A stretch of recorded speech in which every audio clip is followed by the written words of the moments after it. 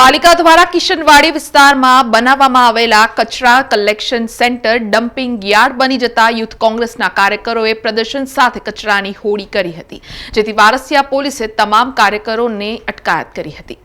વડોદરા શહેરના કિશનવાડી વિસ્તારમાં પાલિકા દ્વારા કચરા કલેક્શન માટે એક સેન્ટર ઊભું કરવામાં આવ્યું છે, જો કે આ સેન્ટર ડમ્પિંગ યાર્ડ બની ગયું હતું। સમગ્ર પૂર્વ વિસ્તારનો કચરો અહીં નાખવામાં આવતો હતો, જેના કારણે નાગરિકોને પ્રદૂષિત વાતાવરણનો સામનો કરવો પડી રહ્યો હતો।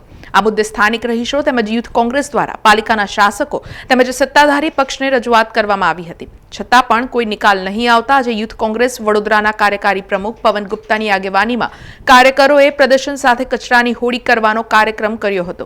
दूर करो, दूर करो, दूर करो, दूर करो, दूर करो, दूर करो, दूर करो,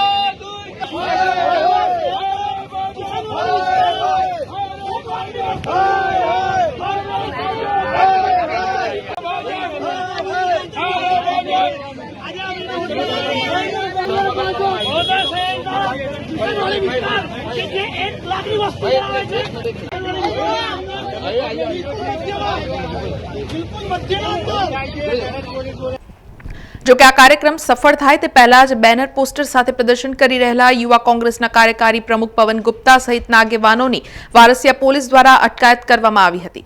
પવન ગુપ્તાએ જણાવ્યું છે કે જ્યાં સુધી અહીંથી કચરાનું ડમ્પિંગ યાર્ડ ખસેડવામાં નહીં આવે ત્યાં સુધી અમારી લડત ચાલુ રહેશે।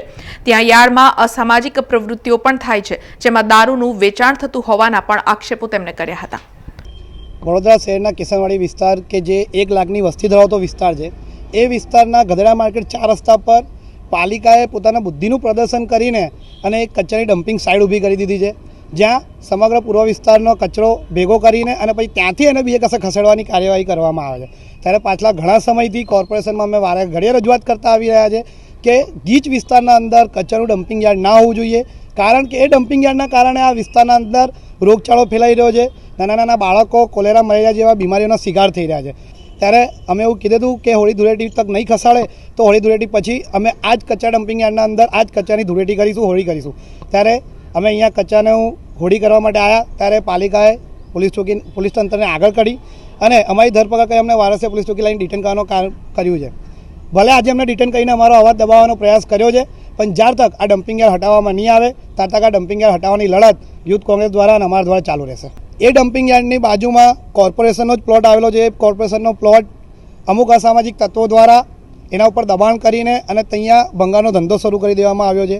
એની સામે દેશી અને ઇંગ્લિશ દારૂનો ધંધો બી ચાલે છે, એવા બી બધા અસામાજિક પ્રવૃત્તિઓ થાય છે। અને આ ડમ્પિંગ યાર્ડની આડમાં ઘણા બધા એવા કાર્યો પણ થાય છે જે આ સમાજને લાછન કરે છે। ત્યારે આ ડમ્પિંગ યાર્ડને ખસાવવાનો મુખ્ય ધ્યેય એ જ છે કે કિશનવાડી એ સુંદર કિશનવાડી બી થાય, સ્વચ્છ કિશનવાડી બી થાય અને ક્યાંક ને ક્યાંક આ ગુંડા તત્વોના સામ્રાજ્યથી મુક્ત પણ થાય। સમાચારોના સતત અપડેટ માટે TNN ન્યૂઝને YouTube પર સબસ્ક્રાઇબ કરી બેલ આઇકોન પ્રેસ કરો અને અમારી સાથે જોડાયેલા રહો Facebook, Instagram અને Twitter ઉપર।